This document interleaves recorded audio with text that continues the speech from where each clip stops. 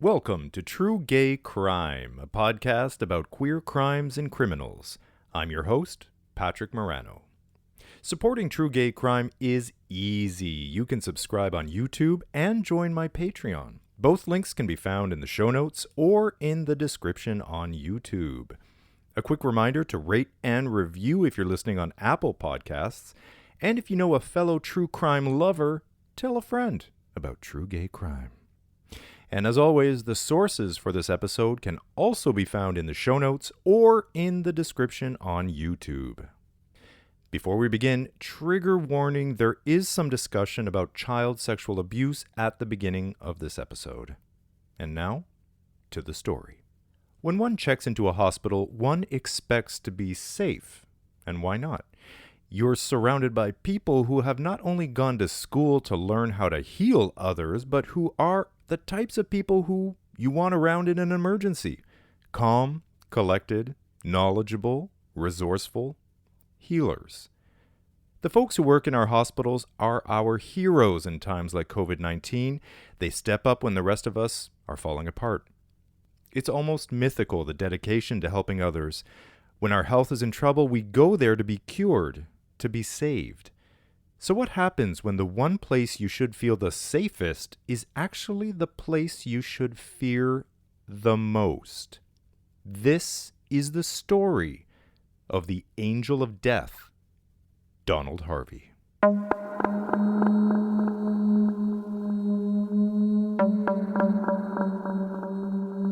True Gay Crime contains coarse language, adult themes, and content that is violent and disturbing. If at any time you feel you need help, please refer to the toll-free crisis lines in the show notes. It's August 1st, 1980, and a 28-year-old Donald Harvey falls for a man named Carl Howler. The two hit it off instantly and become inseparable, so much so that before long the men move in together. The days click by and the men settle into their routines, but one part of the routine is not what Harvey had in mind when they moved in together. You see, Carl has a habit. Every Monday, he not so secretly visits the nearby park to cruise other guys. Carl doesn't think that Harvey knows, but he does, and he doesn't like it. Thoughts race through his mind, what to do, what to say. Harvey, for all of his inclinations, is not one who enjoys conflict, and broaching a conversation with Carl about his questionable behavior is not something Harvey wants to do. Better to handle this in a way he's comfortable with.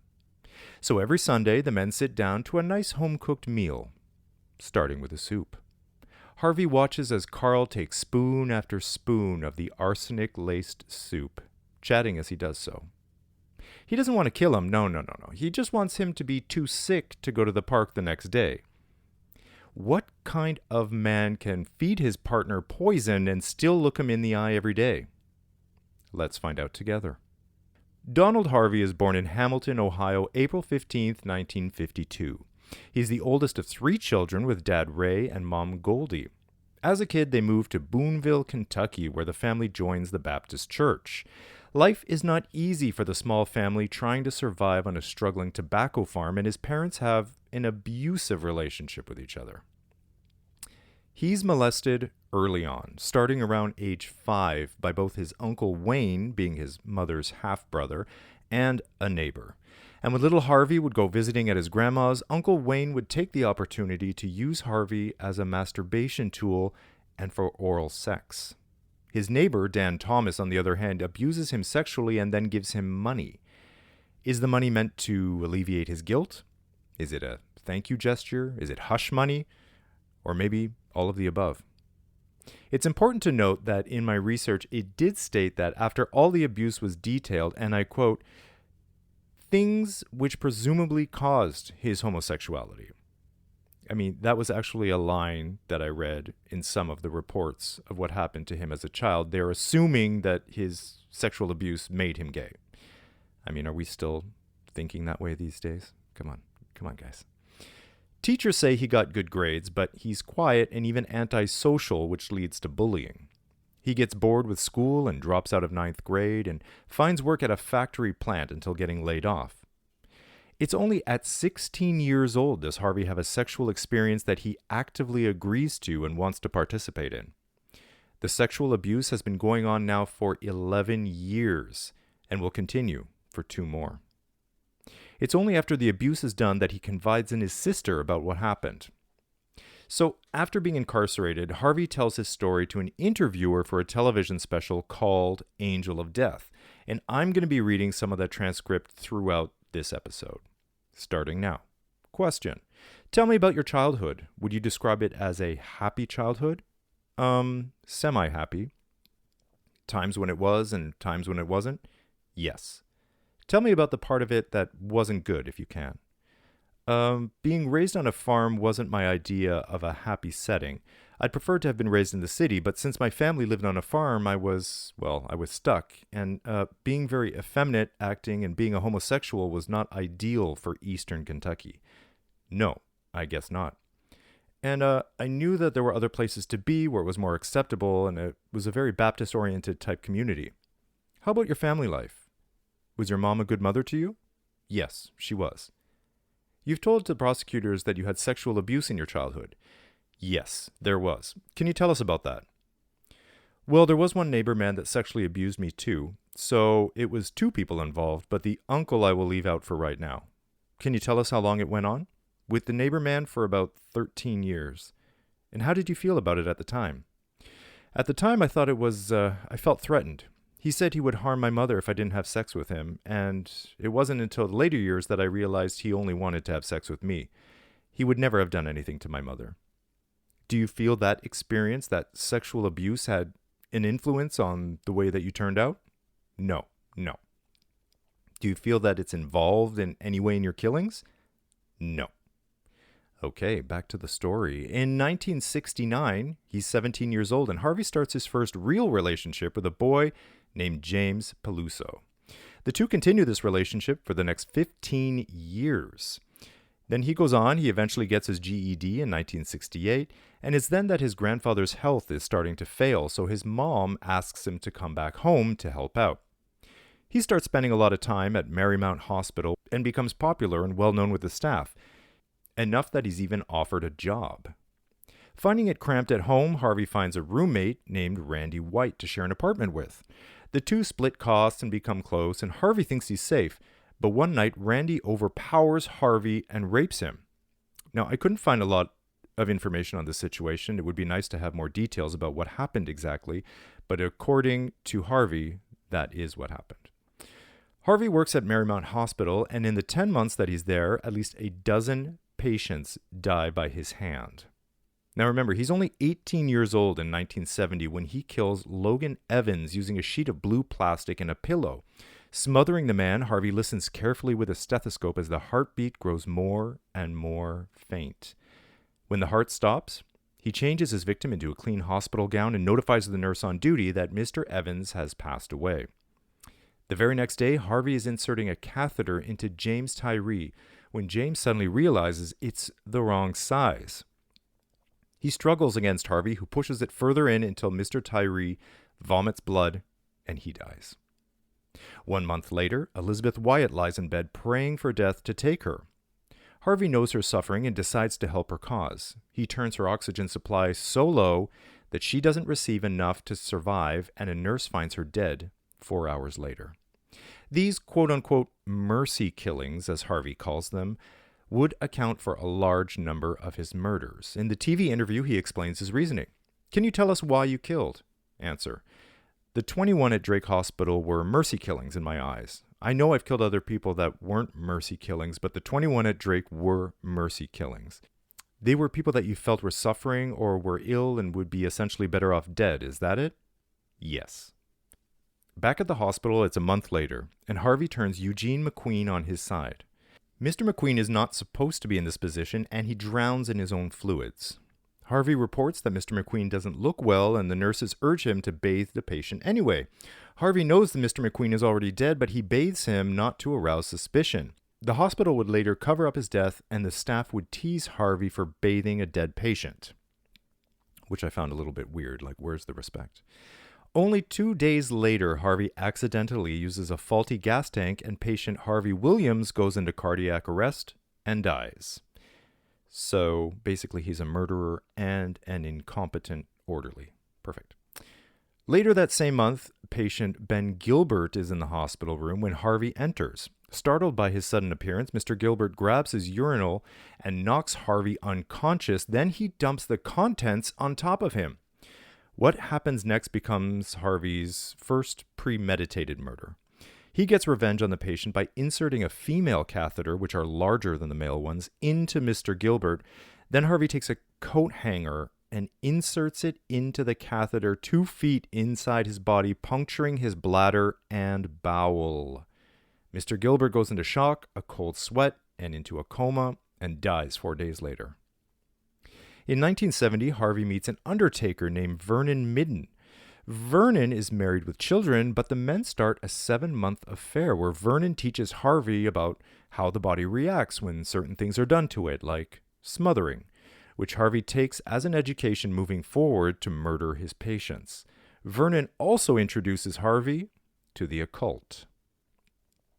In the TV interview, he's asked about his religious beliefs. Question, what do you believe in? Are you a religious person? Do you believe in God?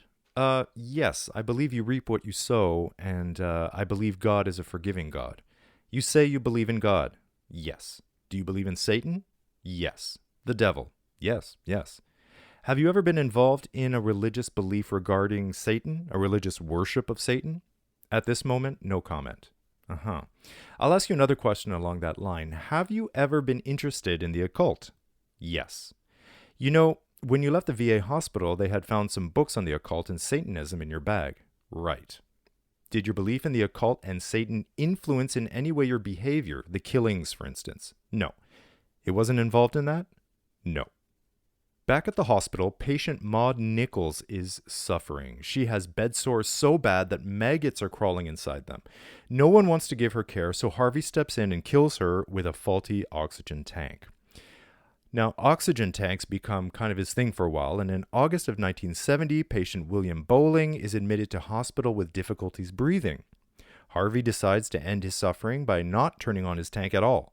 Mr. Bowling dies of a massive heart attack. Patient Viola Reed suffers from leukemia. Harvey tries to smother her with a plastic sheet but is interrupted in the process, so he returns later and uses a faulty oxygen tank instead. His last kill of the year was patient Margaret Harrison. He gives her a massive overdose of codeine, Demerol, and morphine and stays by her side watching her pulse drop to 0 and her breathing stop completely. In January of 1971, Harvey's relationship with his undertaker boyfriend Vernon is souring. He gets depressed, and he starts to fantasize about embalming Vernon alive. A new year brings a new roster of patients to the hospital. Sam Carroll is admitted with pneumonia and an obstruction of the lower intestine. Harvey decides he's suffered enough and gets his trusty, faulty oxygen tank to kill him. The same month, Maggie Rollins comes to the hospital with a severe burn on her arm. Harvey decides she's suffered enough and smothers her with a plastic sheet and pillow. It's still January and Silas Butner is admitted to hospital with kidney problems. Harvey tries several times to smother him but is interrupted each time. He finally falls back on his faulty oxygen tank to finish the job. His fourth murder of the month, John Combs, has a bad heart, so Harvey uses the oxygen tank as a mercy killing. And patient Milton Bryant has congestive heart failure. Harvey steals morphine from the nurse's station and injects it into Mr. Bryant. Then he makes the mistake of trying to flush the needle down the toilet, which clogs it up, and maintenance have to retrieve the needle, but it's never tied to Mr. Bryant's death. March 27th, 1971 is Harvey's last day at Marymount Hospital. The reason for his leaving is unknown. Did the hospital know or suspect what was going on and dismiss him quietly without wanting any bad publicity? Was Harvey getting nervous and thought it was a good idea to move on? Who knows? I suspect he was let go because soon after he falls into a depression and wanting to kill himself. So he sneaks into an empty unit in his apartment building, lights a fire in the bathroom, and tries to asphyxiate himself. He fails and is fined $50. I like that he went to an abandoned apartment in his building instead of lighting the fire in his own unit. It's almost like he didn't want to ruin his own bathroom, meaning, did you really want to die? As if this could get any stranger, in Frankfort, Kentucky, Harvey stays with a family while looking for a job, and he gets the daughter of the couple pregnant one drunken night. He'll eventually end up with 2 kids, but sometimes in public and in interviews, he denies they exist and he says he doesn't remember fathering them. So, is this a case of a woman trying to trap him in some sort of arrangement and the kids aren't really his, or is he simply regretting having kids at all and wishes it never happened? I think it's the latter.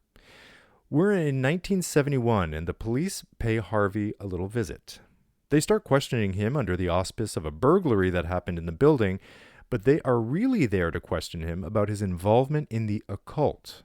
I suppose someone must have reported him to the police, scared about the potential devil worshiper next door. Oddly, though, Harvey confesses to the police that he killed 15 people at Marymount Hospital. I know, but they don't believe him. I know. Just imagine, this nightmare could have ended here, but they don't believe him. Without work or direction, Harvey then enlists in the Air Force. And in the Air Force, he has an affair with a man named Jim, but he still becomes depressed again and tries to kill himself, this time with NyQuil. He's only there for 1 year when the Air Force discharges him under medical reasons. He's now at home, he's staying with his parents, they have a huge blowout fight, he becomes depressed again and tries one more time to kill himself, this time using Placidil and Equinil. He's taken to VA hospital and his parents tell him that he is no longer welcome at home. When he gets out of the hospital, he finally finds work at Cardinal Hill Convalescence Hospital in Lexington, where, for some reason, he doesn't murder anyone for the duration of his employment. Was he trying to turn over a new leaf? Maybe there was no opportunity for him to strike. Harvey starts dating again. Since he and the Undertaker are no longer a thing, he dates Russell Addison for 10 months while living together, and then Ken Estes, with whom they had lived together during their on and off relationship. Which leads me to think, was he really interested in these men, or just looking for a place to live? In 1975, and his interest in the occult has not wavered. I have the definition of occult for you since I myself was confused, thinking it was rooted in evil or the devil, which it can be, but the occult is defined as a category of esoteric or supernatural beliefs and practices which generally fall outside the scope of organized religion and science, encompassing phenomena including a hidden or secret agency such as magic and mysticism.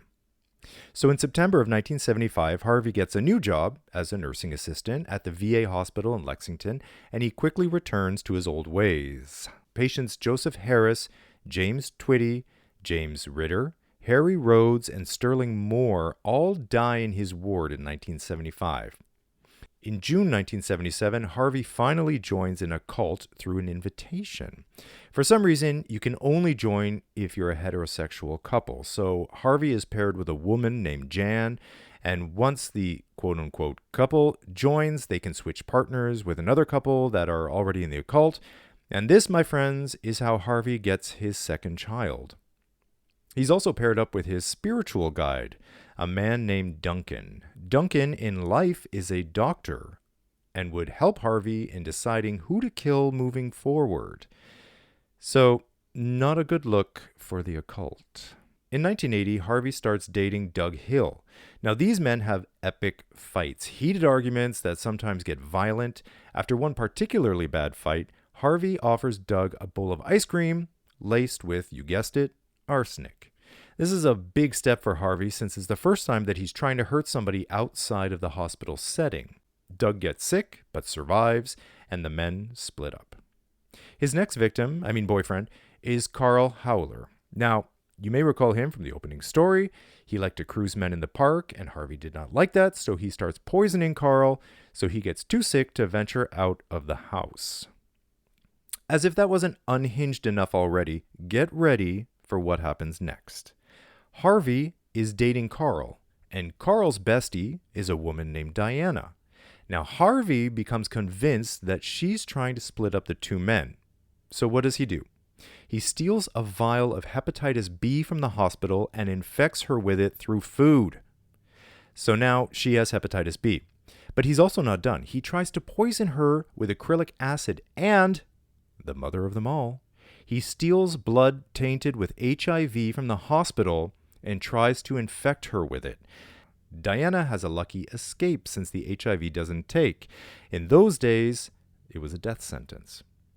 In the interview for the TV special Angel of Death, he's asked about poisoning Diana and members of Carl's family and even a neighbor. Question: how about Diana Alexander, a friend of Carl's? You put some hepatitis in her coffee. Yes. Can you tell us your reason for that? She's supposed to have been friends of both Carl and I, and she did nothing but cause trouble for us. I see. And yes, I guess I wanted to teach her a lesson. One day I was just mad and I thought, well, did you want to make her sick or did you want her to die? A little of both, I think. I hoped she'd die too, but she was a heavy woman. It just, she had a lot of will to live. She pulled through. Margaret Bowler, who was Carl's mom, you gave her arsenic. Can you tell us why? She more or less took Carl's. She took away from him. She was demanding. He would always be upset with her, and she would never cut the apron strings. Did you feel that was harmful to your relationship with him? Yes, a good 60 or 70% of it. I see. Helen Mitker upstairs. I think you gave her a pie that was poisoned, and she subsequently died. Can you explain that one to us? She was a threat to Carl because of some other incidences, which I won't go into because it'll take a long time, but she was a threat to Carl. So you thought you were protecting Carl? Yes. How about Carl's father, the arsenic in the pudding? What was that about? He was a mercy killing. He was? Yes. A mercy killing. Because I went to visit him and he said to me, I wish I could die because I don't want to go back home and be a burden on my wife. Because she has a heart condition too, and he said, if I could just die right now, it'd be all over with. So I left, I went home, got some arsenic, and came back at dinner time, and I put it in the pudding and gave it to him.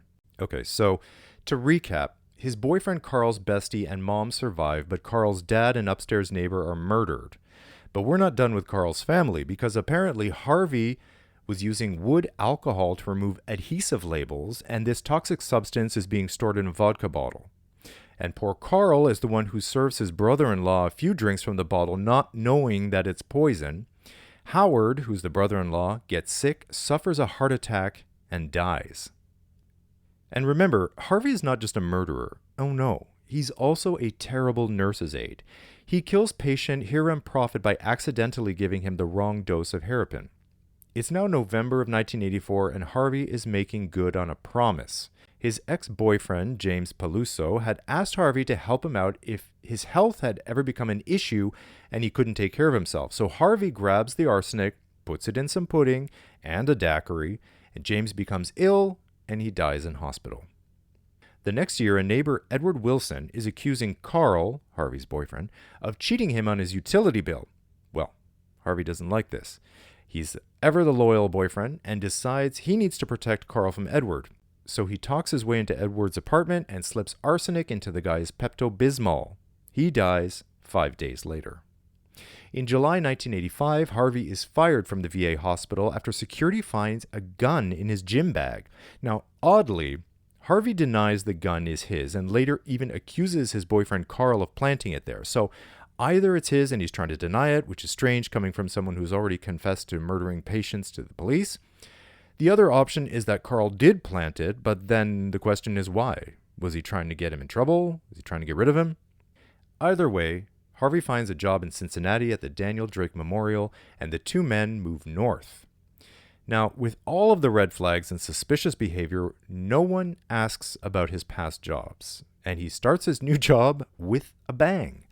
Patient Nathaniel Watson is semi-comatose and on a feeding tube. Harvey hears a rumor that he's also a convicted rapist, so he decides Nate should die. After several interrupted attempts, he smothers him with a garbage can liner, and a nurse finds him 45 minutes later. Then he kills Leon Nelson in the same manner. It's April 1986, and we have patient Virgil Weedle. He's poisoned with rat poison in his pudding. He dies from an apparent heart attack. Harvey then steals Virgil's cookies, brings them to an occult meeting, and eats them for his mentor, Duncan. Still with the rat poison, Lawrence Burdison is also murdered. And by this time, Harvey and Carl are not in a very good place. Years of fighting, of deceit, of killing Carl's family members, has taken a toll on the two of them, and they break up in May of 1986. And the killing spree continues. Patient Doris Nally dies of arsenic in her apple juice, Edward Schrebis in his soup, Robert Cockett with cyanide in his IV, Donald Barney with cyanide in his feeding tube and an injection into his buttocks, James Woods with cyanide in his gastric tube, Ernest Frey with arsenic in his gastric tube. Harvey also steals a pair of knitted booties from Mr. Frey as a trophy for the occult. Milton Cantor received cyanide in his nasal tube. Harvey steals a blanket as a trophy from him. Roger Evans with cyanide in his gastric tube. Claiborne Kendrick, cyanide in his gastric tube and an injection in his testes. In all of these cases, permission for an autopsy is not given. Why was an autopsy not given? Did the hospital genuinely feel these were natural deaths? Or did they suspect something sinister and they preferred not to know? Needless to say, Harvey is depressed at this point. Between his breakup with Carl and the murders, he struggles with mental health, and he starts seeing Dr. Mark Barbara for treatment.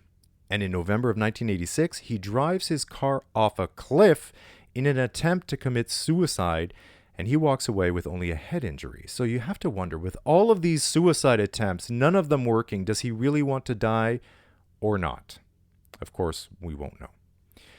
And it's at this time that he gets deeper into the occult, attending meetings, doing rituals, fully embracing the mantras.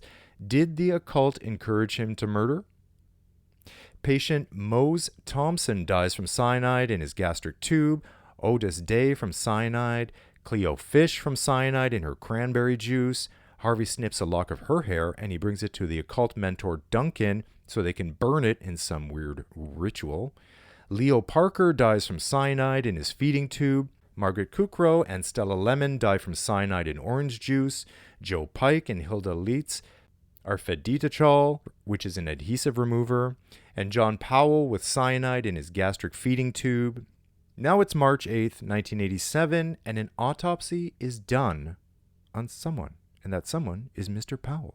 And Dr. Lee Lehman, a forensic psychologist with a background in biochemistry, has a specialty in cyanide. And when he cuts open Mr. Powell for the autopsy, he smells a familiar smell. It's bitter almonds, which is, you guessed it, the smell of cyanide. He sends samples to 3 other labs to confirm his suspicions, and all 3 confirm the use of cyanide in Mr. Powell's death. Conclusion: Mr. Powell was murdered. And finally, the Cincinnati Police Department are contacted. In the TV interview, Harvey is asked about Mr. Powell. Question: you elected to kill somebody, John Powell, for example. When you elected to kill him, how did you feel beforehand? I was at that period of time, I was on medication and stuff, and I had got the cyanide to kill myself that time. That particular time, because I was on a prescription drug and some other medication, and I didn't go there to kill him, but when I was there that morning, I just walked in, he was still alive, and I gave him cyanide. Was it a spontaneous thing you didn't think about beforehand? Well, I didn't even think he'd be alive, but when I've seen that he was, and then I made the decision to put him out of his misery, I have visualized myself being in that same position, because most of the patients, that I have killed, the families, they come to visit you at first, and then they continue, some of them, now they no longer visit, they have no one, and it's terrible to lay in and day out and watch these individuals. And that's why I put them out of their misery, like I hope somebody would put me out of my misery. As the investigation into the death of Mr. Powell gets underway, everyone is questioned, including his wife and the nurses of the hospital. During an interview with one nurse, Harvey's name comes up because of his suspicious past of being let go from other hospitals, including the VA hospital. Nurses start taking lie detector tests as the police interrogate each one. Harvey, hearing about the procedure, goes out and buys a book on how to beat a polygraph test, but he chickens out on the day of his interrogation and calls in sick to work. The cops don't let that go and instead bring him into the station for questioning. Harvey sits across the table from 2 men playing good cop, bad cop, and it is not long before he confesses to Mr. Powell's murder, explaining he felt sorry for the man and his family. William Whalen is appointed as the public defender for the case, and Harvey is indicted for aggravated first-degree murder. Dr. Schmidt-Gosling and Frank Fisher are charged with deciding whether or not Harvey knows the difference between right and wrong. They conclude that, although Harvey suffers from depression, he knows the difference between right and wrong, is free of emotional disease or defects of the mind, and has never been psychotic. News stations are going crazy with the story, with reporters throwing out their theories and opinions. One reporter, Pat Minarson, questions whether Harvey could be responsible for more than just one death, and he starts to dig around. Anonymous phone calls start flooding in from nurses confirming what the reporter feared most, that Donald is directly responsible for a slew of murders in several hospitals. When comparing Harvey's work schedule to the deaths, they line up perfectly. Defense attorney Whalen gets a whiff of the actual scope of the murders, realizes they're in trouble, and immediately goes for a plea bargain. Harvey does not want to plead insanity, so instead they work out a deal. Harvey's going to confess to all the murders he's done over the years, and the death penalty will be taken off the table. In August of 1987, Harvey confesses to 24 to 33 murders. It varies depending on what source you read. Over 17 years, but as the days go on, that number climbs to between 50 and 70. 50 and 70 murders. August 18th, 1987, in Cincinnati, Harvey pleads guilty to 25 counts of aggravated murder, 4 counts of attempted murder, and 1 count of assault. And for this, he gets 4 consecutive life sentences without parole for 80 years. The next month, in September 1987, he's in Kentucky, and Harvey confesses to 12 murders in Marymount Hospital, and he officially goes down for 9. What this does is surpass the existing record previously set by none other than John Wayne Gacy. But there's more. Back in Ohio, in February 1988, he pleads guilty to 3 more murders and 3 attempted murders. So with 37 confirmed murder victims and his confessions almost tripling that number, Donald Harvey officially goes down as America's most prolific serial killer ever. Oh, then there's the civil suits, 18 of them totaling $235 million, including the families of the victims, the hospital administrators, and trustees and other medical staff. In October 26, 1987, Harvey enters the Ohio prison system, and he's in prison for 30 years until March 28, 2017, when it's reported that Harvey is found severely beaten in his cell. He dies 2 days later. A fellow inmate, James Elliott, pleads guilty to the beating death of Harvey and gets 25 years to life, set to run concurrently with his existing sentence. And so ends the story of the Angel of Death, the most prolific serial killer in American history, Donald Harvey. Okay, some of my final thoughts. Now, this is obviously not the first case like this that we've heard where there's been a nurse or a nurse's aide or an orderly working in the hospital system or the palliative care system killing their patients. People that they've been charged with taking care of. If you remember, in season 1 of True Gay Crime, we did the lethal lovers, Kathy and Gwen. This was another level, though. With Harvey, it was never sexual. He said it was mostly mercy killings. Obviously, he had some anger management issues because he was killing people not just for mercy. He just got a taste for it, I think. But with Gwen and Kathy, there was a sexual aspect to it, and it wasn't with the patients, it was with each other. I don't know if you listened to that episode. If you haven't, go and listen to it in season 1 in True Gay Crime, Lethal Lovers. They were dating, and it became like a sexual arousal game. They would kill people, get sexually aroused, and then hook up in like empty rooms, like the room next door in the hospital. And they were taking trophies home, which Harvey did a few times, and he brought it to his occult spiritual leader, Duncan, for some, ritual burning hair and stuff. With Gwen and Kathy, they actually brought trophies home. And if I recall correctly, they brought them home and they were kind of like displayed on shelves. And then they even had like a party. Oh, I don't mean to ruin the episode. Go listen to it. It's great. They have a party and they invite people from the hospital. I mean, not the brightest bulbs on the tree. But anyway, all that to say that this is not the first time that we've heard this type of story, right? Obviously, the numbers are much bigger in this case. I did want to talk about assisted suicide because what he was doing obviously was not assisted suicide. It was murder. Even if in his case, sometimes the patients did want to die. They said, oh, I'd rather be dead. Okay, Donald Harvey. Oh, his name is Donald Harvey. So it's 2 first names. You can't just walk in there. Somebody says they want to die and you put a pillow on their face and you kill them. Obviously, that's not how it works. In Canada, we have what's called, it's MAID, M-A-I-D, medical assistance in dying. And it's legal in Canada under the criminal code.